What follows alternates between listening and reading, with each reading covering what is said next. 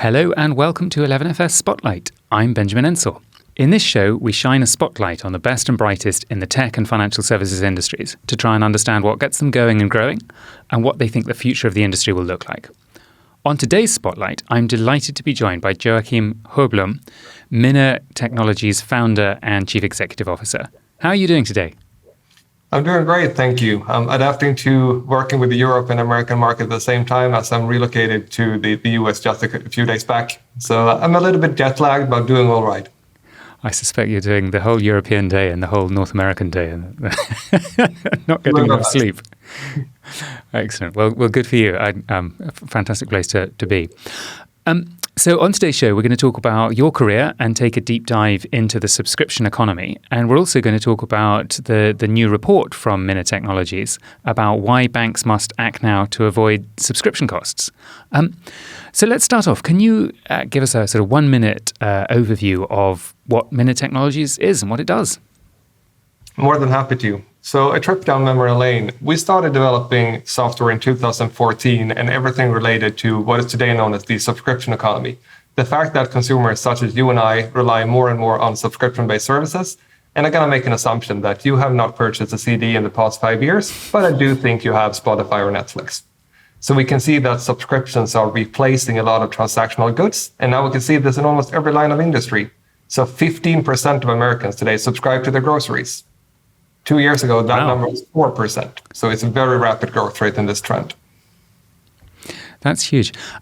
So there are a number of other companies that sort of serve parts of this market. What makes Minna Technology sort of different to some of your competitors? What's special? So a lot of companies in this space attack this issue from a consumer pain point, and we also started in that space. So as a consumer, if you have a lot of subscriptions, you will run into different challenges. So you don't know what date you're paying, for what you're paying, and you always have the risk of paying for something you no longer use. However, what we realized over the past 3 years is this is not only a consumer issue, it's actually a problem for the financial institution and for the merchant. So our unique differentiation towards the market is that we actually build a product to help the financial institution and the merchant and their problems that are caused by this, not only the consumer problem. Got it. And what led you to set up the company? Because I don't imagine you sort of woke up one morning and said, I want to start a business. I presume you started with a problem. What prompted you to start building this business? Oh, that's a cliche story going all the way back to 2013. So at the time, I was a student at university, and I had a couple of awkward subscription experiences myself. So one thing I realized on a limited student budget was that I was still paying for streaming services that I hadn't been using for more than 6 months. So, okay, this is money, or this is money going out without giving any value. That's annoying. And the second experience I had was a very cumbersome cancellation experience, because a lot of these merchants make it hard by design for you to cancel a contract. So that was the root cause, that I wanted to have one interface for me as a consumer where I can manage all things recurring. And now that evolved into a B2B software where we actually help financial institutions to provide this rather than us doing it direct to consumer. And what's your favorite part of your role? Obviously, presumably as chief executive officer, you get to sort of choose what you do, but you also have to do some dull things that perhaps you don't enjoy so much. What's your favorite part of your job?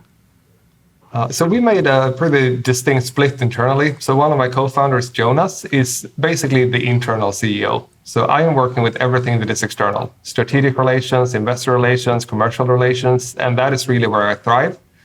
So borderline provocative, talking to the market that don't fully yet understand the impact of this consumer behavior.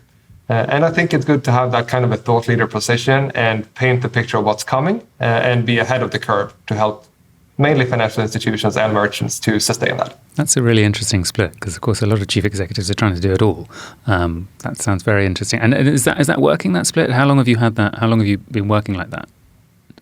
For roughly the past 2 years, and I think we reached a threshold around 50 employees where it becomes unbearable to do both universes with high quality. And it's about having the right person in the right place. Really, both from a skill set, but also from a motivational perspective. That's really, really interesting. I bet there'll be some people watching this thinking, oh, that's interesting. I've not heard that before. Okay, so let's talk a bit more about the bigger picture. Let's talk about the subscription economy. So the study you've done reflects findings from, I believe, 300 senior bankers in the United States, the United Kingdom and Australia, and is really looking at the sort of severity of the issue, the effect, some of the solutions, and sort of how firms can go about addressing it. Can you give us an overview of the study and what you and your team found? Yeah, I'm more than happy to. So already 2 years back, we started to do some internal analysis on this. So looking at dispute data, fraud data, and claim data from financial institutions to try to find out how much of these operational costs are coming from a subscription behavior. And the number were astonishing. But us sharing that message has a limited impact because it always has the risk of being seen as biased. So what we did was actually to ask Forrester to go out and do an independent research on this. So Forrester conducted 300 surveys with the senior bankers, and that are VPs and above, including the C-suite, across the UK market, the US market, and the Australian market.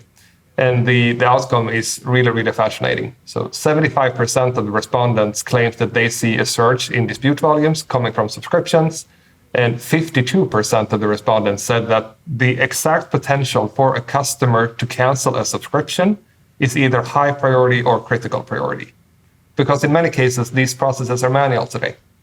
And just to highlight how it's solved today, I know for a fact for many issuers in the US, if you would call in and say that my son signed up for PlayStation, I don't have the password, they will give you a brand new card.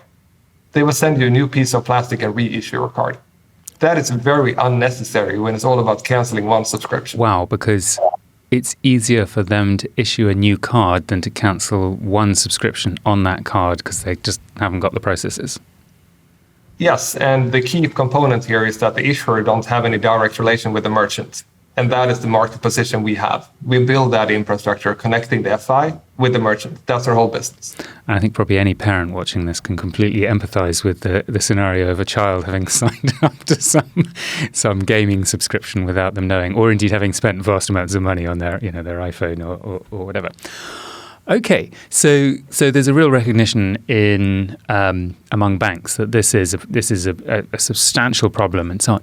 Let's talk about it a bit from the consumer perspective. So you sort of talked about how more and more of us have more and more of our lives coming through subscription billing, the groceries and so on. Are there particular segments or sectors that are particularly problematic? Are there areas of people's lives where there are more sort of unwanted subscriptions or more maybe aggressive subscriptions where people are sort of finding they've signed up to things without even realizing? We can spend a ton of time on this topic. So just to start with one angle here, there is a common denominator who put together the issuer and the consumer, and that is regulation. So in all of these three markets, it's actually regulated. In the US, UK, and Australia, in the US, you have federal law saying that any customer can notify their financial institution to stop a recurring payment. And it's similar in the PSRs in the UK. It's referred to as CPA, Continuous Payment Authorities, where the issuer actually needs to support you as a customer. And that is also a reason why the customer is so reliant on the bank to help them. And your question was, in what instances can we see this? So looking at a category level, you have a lot of subscriptions that have an in and out behavior by design. So looking at sports streaming is a great example. You will subscribe to a service as long as your favorite team is playing. We saw this during the Olympics. A lot of people signed up, and as soon as the Olympics ended, a ton of cancellations happened. Similar go with anything content. If you want to listen to an audiobook or watch your favorite TV series, you have a limited amount of time with the subscription service. And that in and out behavior is increasing the frequency of how often you need to engage with the merchant. And that's a big opportunity. So I think one of the things you're saying is really the banks are bearing the cost of the behavior by the merchant. So it's in the merchant's interest to sell. Let's say, let's take the Olympics as a nice example. That's a 2-week, I think, event, 4-week event, whatever. But by definition, that's something you could almost buy. I want to buy once every 4 years, and I just want a 4-week subscription. I just want to buy that package. But they put it on as a subscription, which is going to result probably in lots of people cancelling after a while. I think what you're saying is the banks end up carrying the burden of this kind of behavior by the merchants. The merchants don't really maybe suffer much of a penalty from it, because if they can fool people into having a subscription to, 47 months of Olympics not happening, that's good business for them. Am I right that that's what's the problem here, is that the banks are sort of paying for the merchants' behavior? You're spot on. So the banks are considered as the custodian of their customers' money, right? So the merchant can try any trick they have in the book, but if there is an issue, the regulatory burden will be on the bank. Yeah, got it.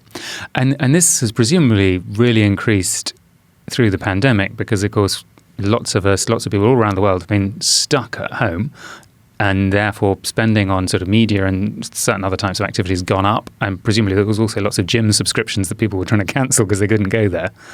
Is that right? Have we seen a sharp increase because of the pandemic? Yeah, I started this call looking at the grocery subscriptions, and currently 15% of Americans is subscribing to Amazon Fresh. Pre-pandemic, that number was 4%. And we can also see in the Forrester report that a lot of the respondents reported more than 30% increase in dispute volumes from subscriptions in the past 24 months. So if you're looking at that kind of a growth rate, you have two proxy metrics that's saying that there is a correlation, that people are now subscribing more, and that is correlating with the operational cost the bank is incurring. So what's the answer? I mean, how can banks address this, right? Because presumably if you're part of the problem is they're sitting on sort of legacy systems, they can't, you said also there was no connection between the banks and the merchants, so they can't easily get to the root of these disputes and figure out what's going wrong. What are the root causes of the problem for the bank? I mean, apart from the merchants encouraging people to subscribe to subscriptions they maybe don't want in the end.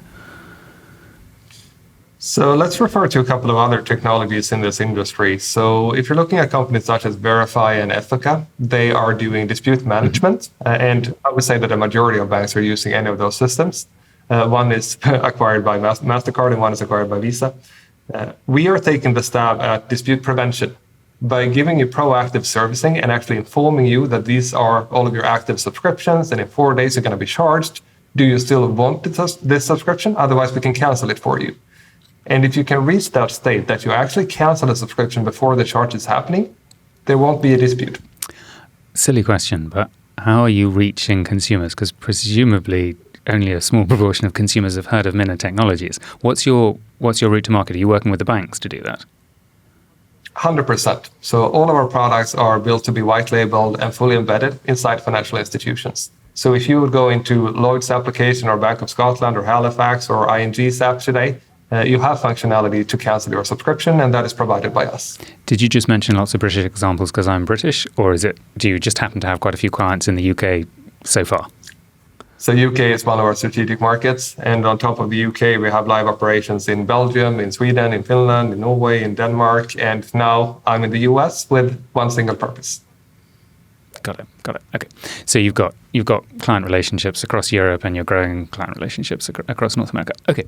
So you're then partnering with the banks, and you're pointing out to customers, hey, you've got these subscriptions, and maybe you're not using them, and so on.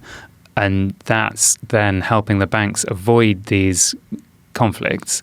Are you also doing that connection to the merchant? Because you said part of the problem was that the banks can't easily sort of cancel the subscription on the customer's behalf. How does that work? Are you working with the merchants? You are once again spot on. So we refer to our positioning as the infrastructure, the glue connecting these two parties. And the big benefit when you add a technical connectivity with the merchant is that you can do way more than just canceling. So if let's say that Benjamin is going on a trip to Thailand for 30 days, you actually don't want to cancel your subscriptions, but you want to pause them. Or let's say the next time your favorite team is start playing, you want to resubscribe.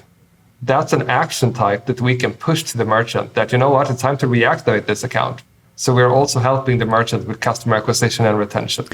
You're actually also you're really trying to create a new option, right? Because at the moment, I can buy something or I can subscribe to something somewhat indefinitely. You're sort of saying there actually needs to be another buying option where I can have this sort of on-demand subscription where I subscribe to an Olympic service when the Olympics are actually showing and not for the other 47 months of every 4 years. And you're sort of saying there's actually potential here for a new option of sort of on-demand, pay-as-you-go type billing. Yeah, and I would say that it's an expectation. So I actually wrote my bachelor thesis on this topic, and I refer to it as the Spotify behavior, that especially the younger generation, they grew up with the opportunity and the mindset that I'm going to pay for music when I need music, and I'm going to stop paying for music when I don't need music. So it's an expectation from the consumer that getting out is just as easy as getting in, and I'm paying for what I need. And that consumer behavior clashes with legacy bank systems, legacy payment industry systems that were not designed for that kind of behavior. Absolutely, and legacy merchant behavior. So just a few years back, a lot of the telco providers and broadband providers, they signed you up with 24-month contracts. If you're looking today, the common practice is there is no contract time. You can get out whenever you want. So you can see a movement in this direction. And then you have companies such as Slack. If you're inactive for 60 days, they're going to automatically cancel your subscription. Netflix has the same, but I think they have 13 months. So it's becoming common market standard and merchant knowledge that if you're abusing your subscribers, you're going to kill the sheep instead of taking the bull. You're always going to get some merchants that decide that they will sort of take advantage of customers, abuse customers and so on. They'll think that, we'll get away with this and so on. There's always some bad businesses out in the world, right? Even if leading businesses adopt the good practices that you're recommending, you're always going to get those kind of bad businesses, aren't you? And I think we have a role to educate the market in this. So in the end, we want merchants to be successful. We're not the enemy of the merchants, even though we are a concierge for making cancellations. We also do a lot of other action types. That's going back to why I love my job. You can take that kind of a thought leader, provocative position. That I also know that, for example, gym memberships. If you sell a gym membership without the contract time, your average lifetime will be longer compared to if you sold a 24-month contract from day one. As long as the customer is happy and they feel they have flexibility, they will stay with you. If you lock them in, they will get out as soon as they can. And it probably also changes the behavior of the company and the employees, because if you've got customers locked into a 24-month contract, there's maybe the sense among the employees or the company as a whole that, hey, we can kind of ignore these customers because, hey, they've paid. Whereas if they're just on a sort of rolling subscription, you've got to continually create good experiences for them because they could cancel at any point. And so I wonder whether it actually changes the culture of the merchant, the service provider, when they have different types of contract with their customers. It absolutely changes the KPIs. So if you have long contract periods, you will have a little bit of a bloated revenue and have issues with revenue recognition because you don't have a sustainable forecast of your churn rate because you know that as soon as contract ends, you have a high risk of churn. Mm-hmm. While if you have a continuous contract, you can actually put in processes to work to reduce your churn on a monthly or even daily basis. So how do your relationships with the merchants work? So, you've got presumably millions of customers across Europe through all the various different banks. You mentioned, we've maybe got hundreds of millions of customers, but presumably tens of millions of customers across Europe. How do you go about building the relationships with the merchants? Because there's an infinite number of, or near infinite number of merchants that these customers can be dealing with. Yeah, this is the beauty, right? So the actual number to your statement is just north of 20 million consumers have access to our products today. And 20 million of reach is also very substantial for the merchants. So right now, if you work with us, you can allow 20 million merchants or 20 million cardholders to easily resubscribe to your products or to easily pause your product instead of canceling your product. So it's the value of getting the reach from the financial institution and adding the retention acquisition benefit for the merchant. If you marry these two together, it's beneficial from a monetary perspective for merchant and FI, but for a cardholder perspective, it's a very leading customer experience. One interface to manage all things recurring. How would you solve it today? If you want to get out of, let's say you're moving, so you need to change both your broadband, electricity, and let's say your gym membership. You need to contact every merchant individually. This is one interface to manage it all. So you can do that on behalf of a customer. So a customer who's moving house, you can help them.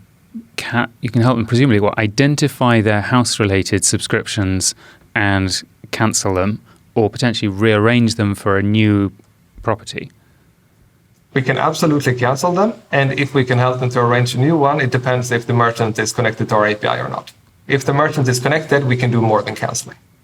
Okay, very, very interesting. Okay, so you can really start to help. Presumably you need a bit of intelligence in there, because if I'm moving house, you've got to figure out whether I'm going to change gym based on the location and so on. But some of them are going to be very obvious, like obviously connected to a home, and other ones maybe a little bit more tricky to figure out. To be honest, utilities is a bad example. It's quite a few life situations where you're actually going to act on them. And just referring back to the content-based subscriptions, well, software, streaming, that's much more frequent in how often you need to engage. So what about, we've talked about the benefits to banks in terms of their costs and in terms of banks at the moment struggling to cancel subscriptions when customers ask them to. So clearly by working with you, you're helping them with that, which is great. But presumably there's also a customer experience benefit here as well, right? Because the customer is getting a better experience because they're getting more control over their subscriptions, they're getting more visibility, they're getting more options. Have you been able to measure that and get a sense of whether that's making customers feel more loyal towards their banks or other financial institutions? Yeah, you're touching on an area here that is key to understand, that technology have a unique opportunity to solve both areas at the same time. So we can automate processes for the FI, reducing the operational costs, but at the same time, we can improve the cardholder and customer experience. And we're measuring both. So Lloyd's made a public statement that after releasing our integrated product, they reduced their call center volumes to 27% in 3 months. Sorry, they reduced their contact center volumes by 27% in 3 months? Correct. That's huge. And that's a public quote, so I'm comfortable to keep that. So a quarter of their contact center volume was to subscription related. Tickets. Yes. The subscription related queries reduced by 27%. Okay, just the subscription related queries. Yes. Okay, but that's still a big drop. It is.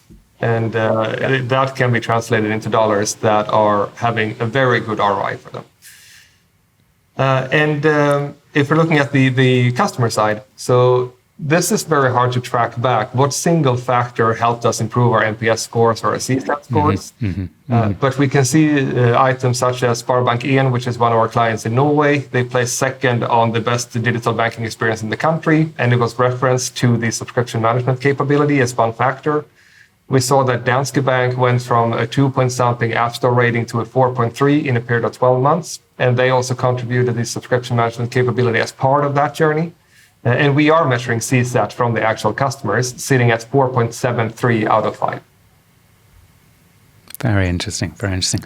And presumably you've got some clients that have integrated sort of more features and developed it more than others. So presumably there's room for some of your existing customers to sort of make more of what you're providing to them. I want to go back to the merchant piece, because you're looking at all these merchants in dealing with these 20 million customers across Europe. Presumably you can see lots of good merchants that are behaving very well, and presumably you can see a few or maybe quite a lot of bad merchants. I mean, without necessarily naming them, though maybe you want to, I don't know. Is there a sort of number of merchants? Are there a sort of few sort of almost problematic merchants? You can see there's a kind of a bad behavior going on, and it's resulting in lots of cancellations, and they're maybe sort of tricking people into subscriptions. Can you almost see that happening with a few big merchants or small merchants? Yes. And I'm not going to name drop them. I think you as a consumer knows some of them. And then I can take some generic trends. So we have this one example where it appears that you buy a box of vitamin pills, but you're actually accepting a subscription.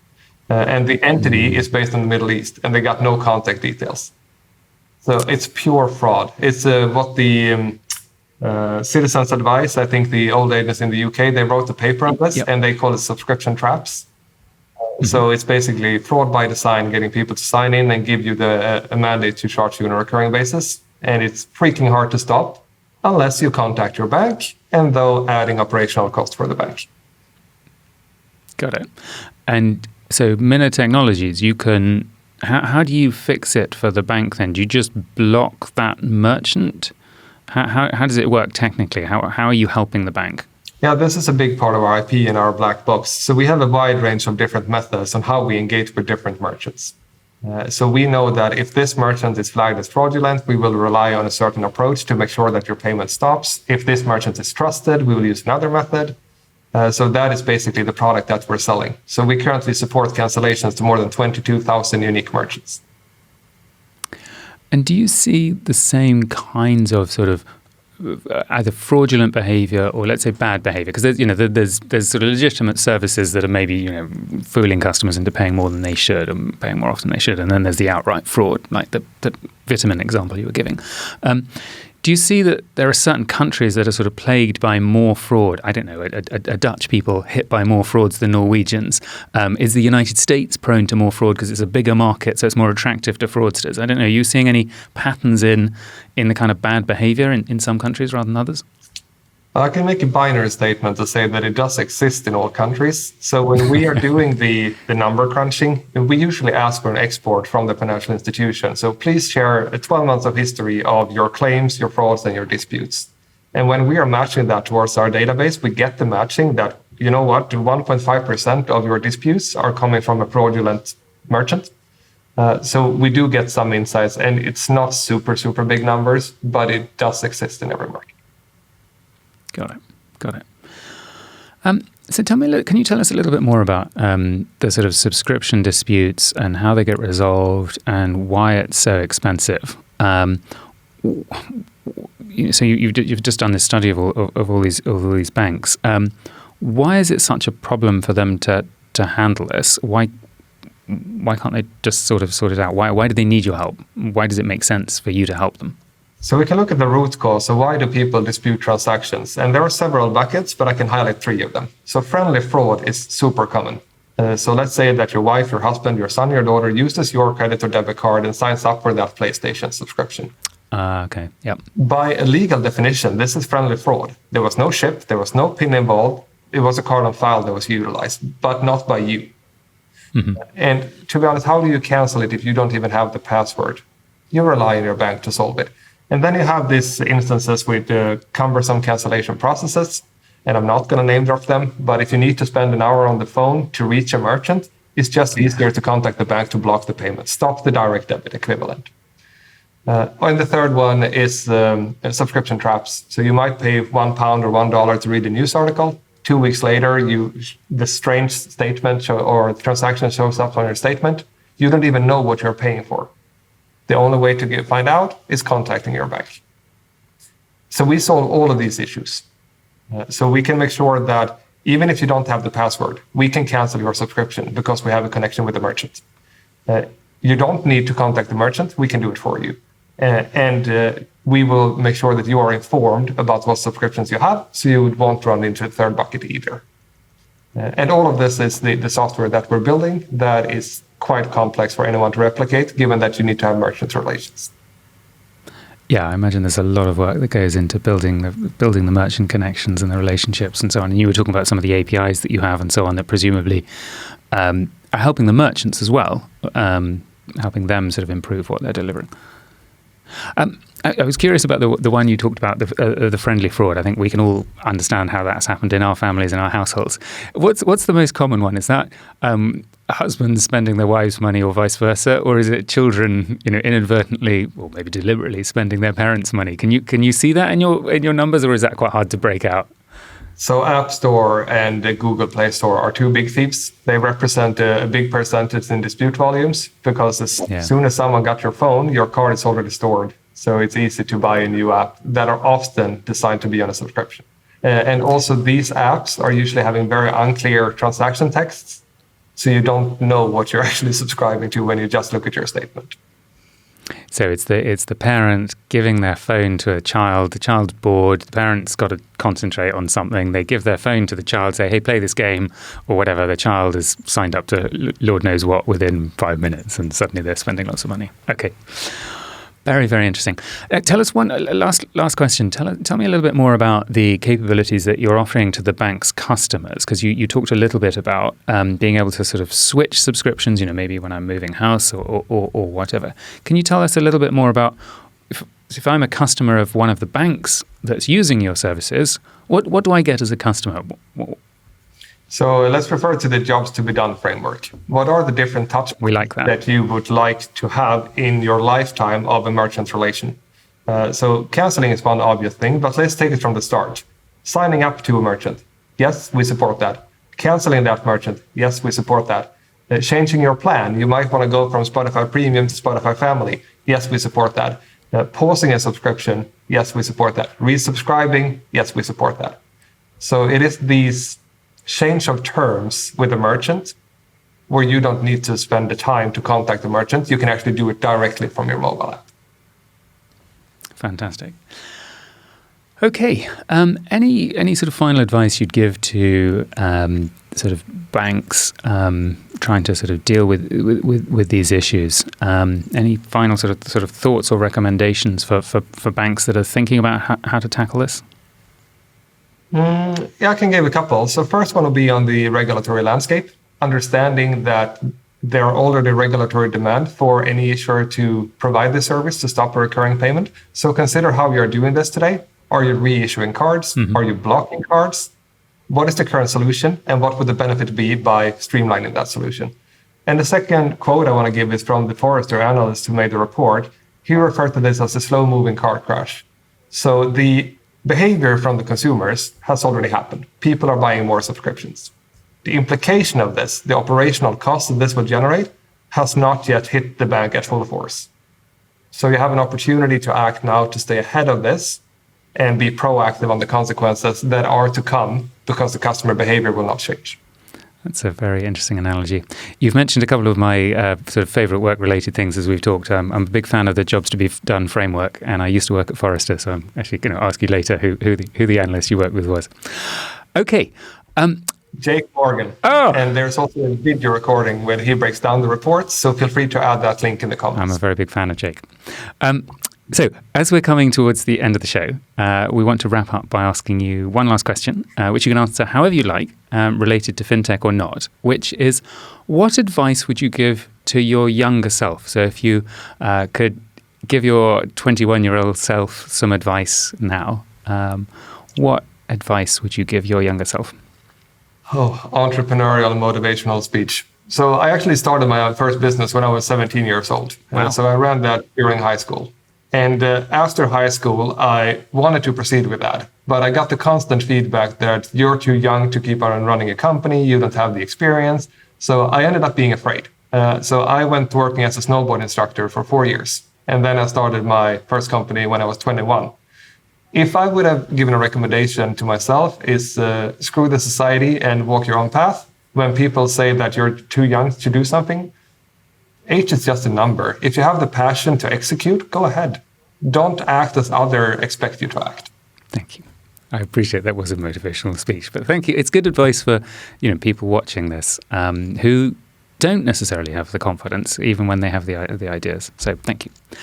Okay, just before we finish off, what's next for Minna? You've moved to the United States. That's a clue. What's next for the company?